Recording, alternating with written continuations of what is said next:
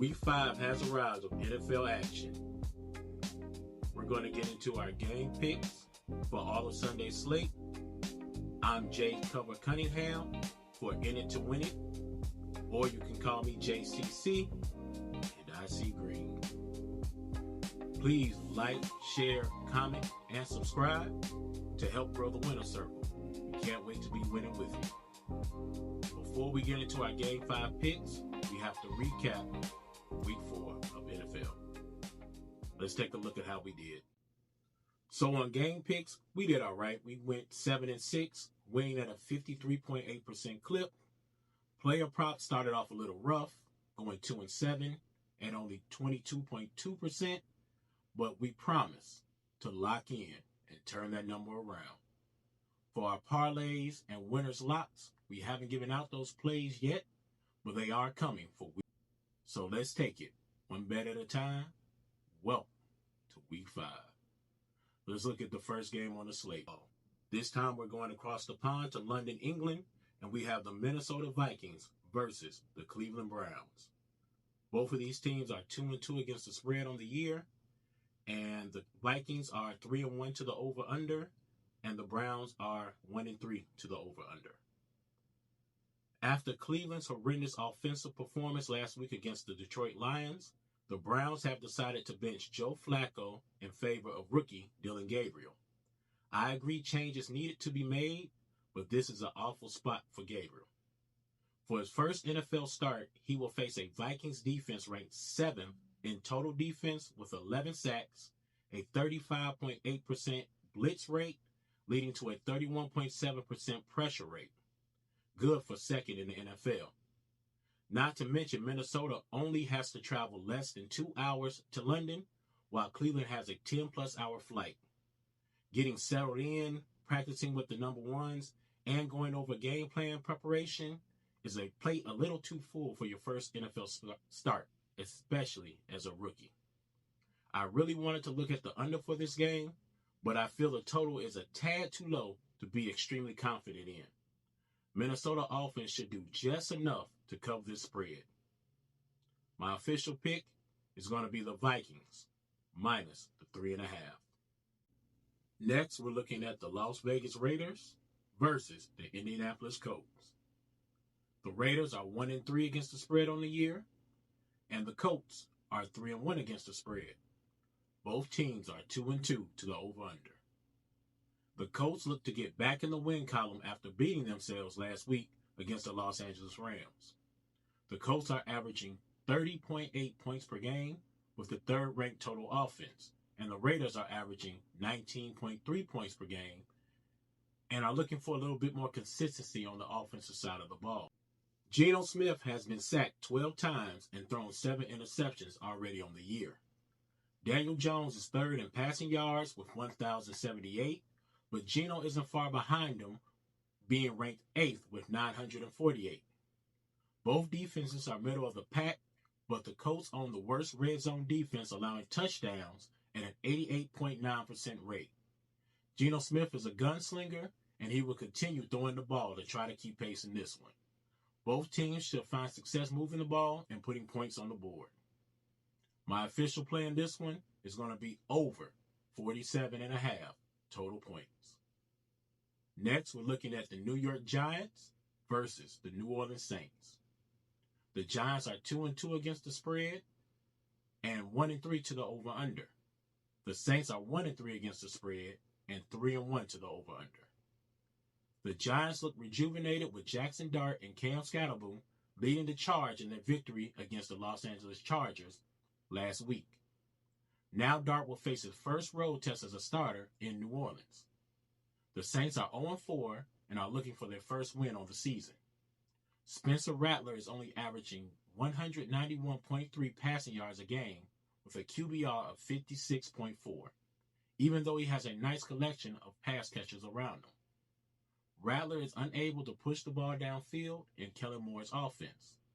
The Giants used a run-heavy script to help ease Dart through his first start, and I could see them having a similar approach here with the loss of Malik Nabers for the year. With Nabers' absence, all the wide receivers will need to step up, and it might actually help Dart to be able to spread the ball around and not have to worry about getting the ball to his number one receiver.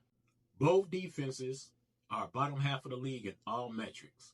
So this pick comes down to who I have more faith in, and I'm going to leave that faith with Jackson Dart and this Giants defensive front that caused Herbert to struggle and forced him into a couple mistakes. I think the Giants ride their momentum and get their second victory on the year. My official play in this one is going to be the New York Giants on the money line. Next up, we have the Dallas Cowboys versus the New York Jets. Both of these teams are 2-2 against the spread on the year, and the Cowboys are 2-2 to the over-under. The Jets are 3-1. I took the Jets last week to stay within the spread of plus 2.5 against Miami, and if not for 3 fumbles and 13 penalties, they had a real chance to win that game.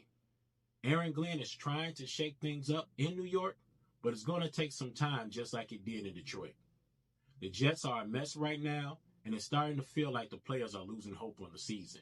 You have a lot of excuses and finger pointing.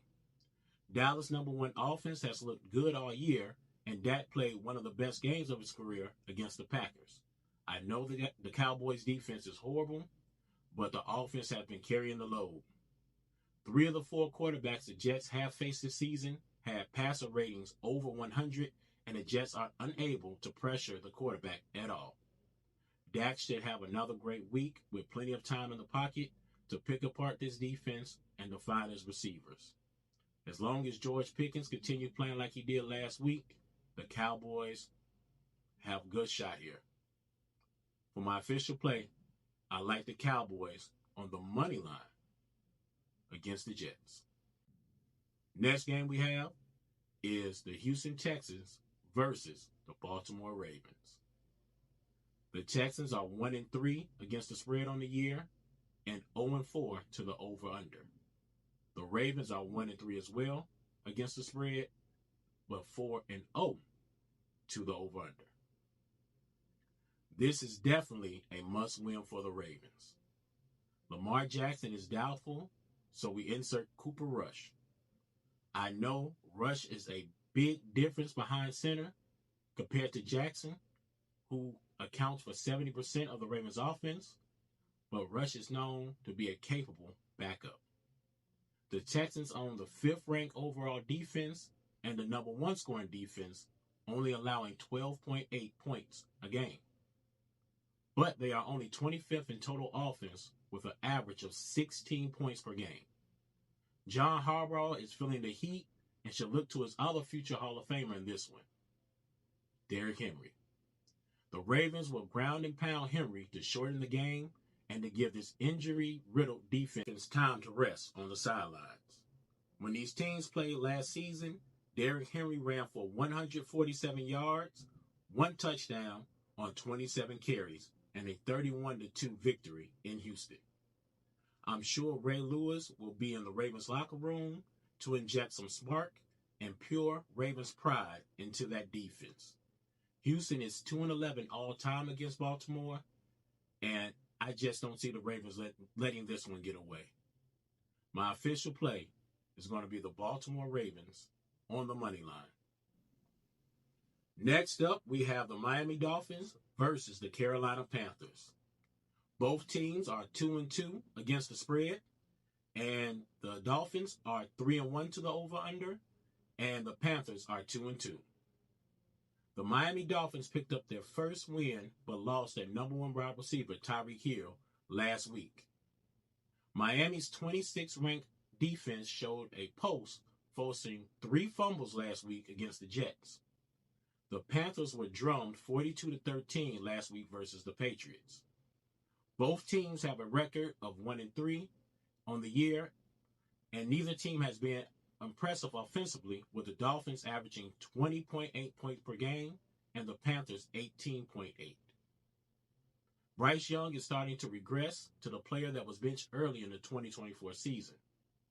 Young is only averaging 188.3 yards per game with 5 touchdowns and 3 interceptions, while Tua has marks of 188 yards per game with 7 touchdowns and 4 interceptions. This is my least favorite pick on the week, but I think I'm going to take the team that's been a little bit more competitive and show some signs of life. For my official play, give me the Miami Dolphins minus 1.5. Next up, we have the Denver Broncos versus the Philadelphia Eagles. The Broncos are 1-2-1 against the spread and 1-3 to the over-under. And the Eagles are 3-1 against the spread and 2-2 to the over-under. All good things must come to an end. The Philadelphia Eagles have won 21 of their last 22 games and are on a 12-game home winning streak. The Eagles are a perfect 4-0 on the season, but haven't looked like a dominant powerhouse in the least. The Eagles are ranked 30th in total offense. That's right, 30th.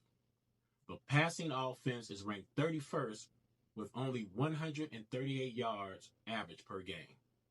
What's even stranger is the defense is only ranked 22nd in the league, allowing 333.3 yards per game. They only have 5 sacks on the year, but somehow they're still winning these games.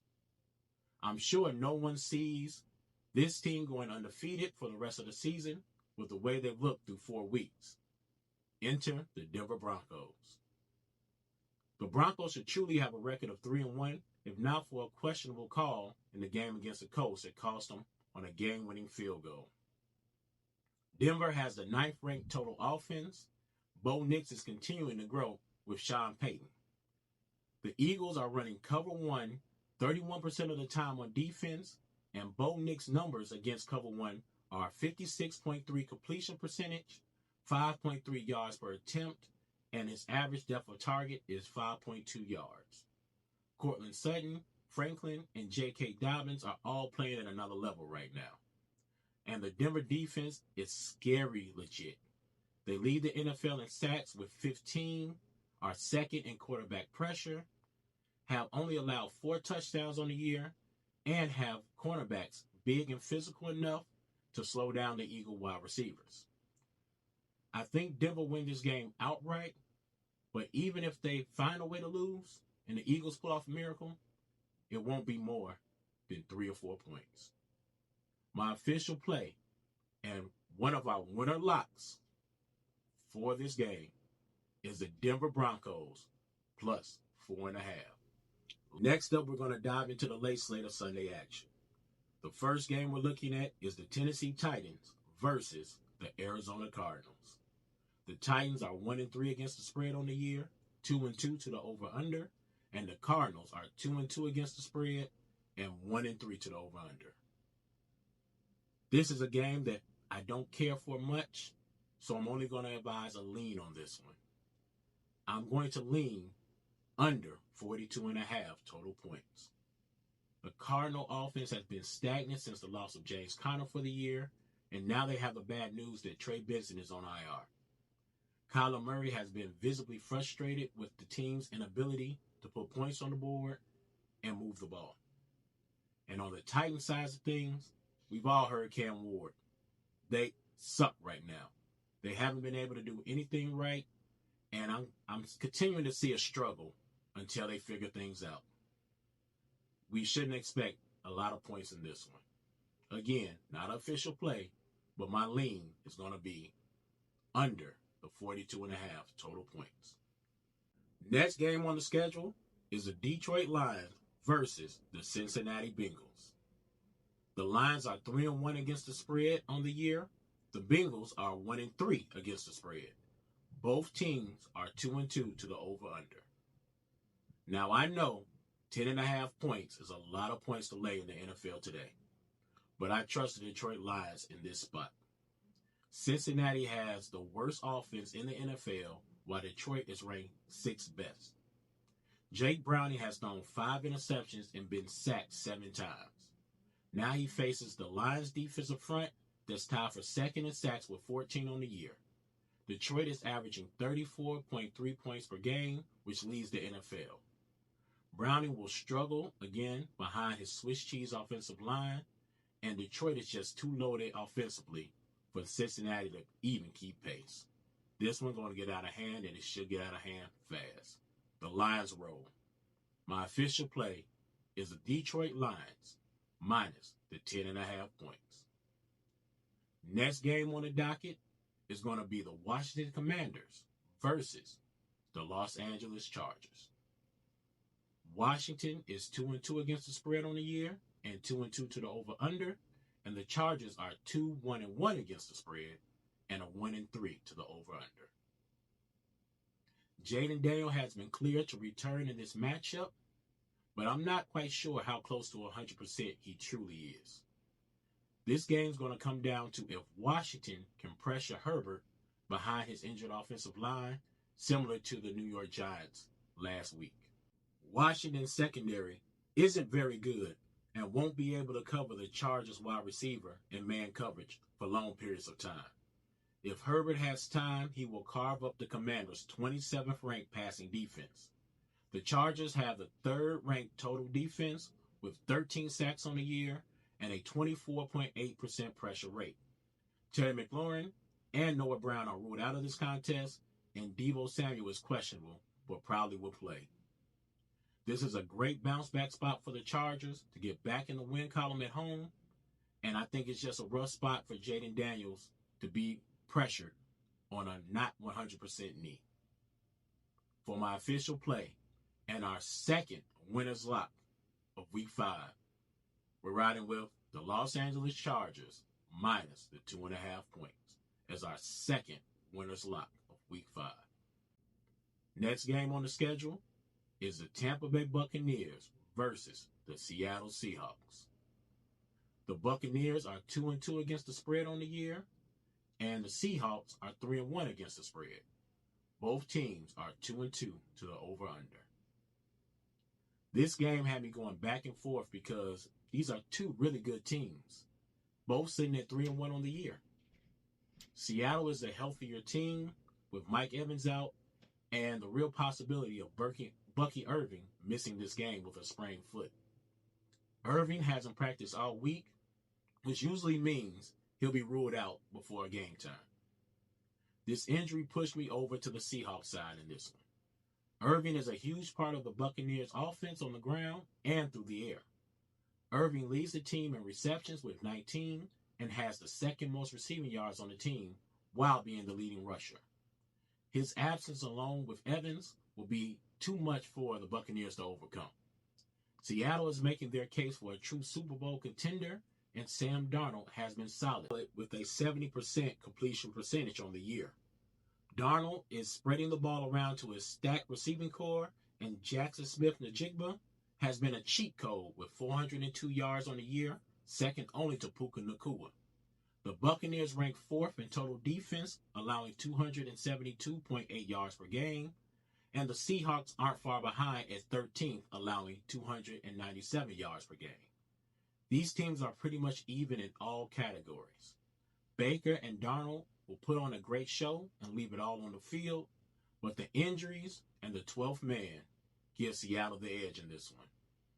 My official play is the Seattle Seahawks minus 3 points. On to Sunday night. This is a big one, y'all. We have the New England Patriots versus the Buffalo Bills. The Patriots and the Bills are both 2-2 against the spread in this one. And the Patriots are 2-2 to the over-under. And the Bills are 3-1. This is going to be a great game between these division rivals. The last 3 matchups, the record is 2-1 in the Bills' favor, but neither of the Bills' victories have covered this spread. The Bills are 4-0 on the year, but after their comeback victory against Baltimore, it feels like Buffalo is just going through the motions due to their soft schedule and could get caught sleepwalking into this game. The 2-2 Patriots and Drake May are finding their footing with Mike Vrabel. May is averaging 247 yards per game with 7 touchdowns and only 2 interceptions with a 74% completion percentage. The Patriots are running 12 personnel on 34.5% of their plays this season. This package has led to favorable matchups where the Patriots are averaging 4.6 yards per rush, 9th best in the NFL, with a 53.1% drop back success rate, 12th best in the NFL.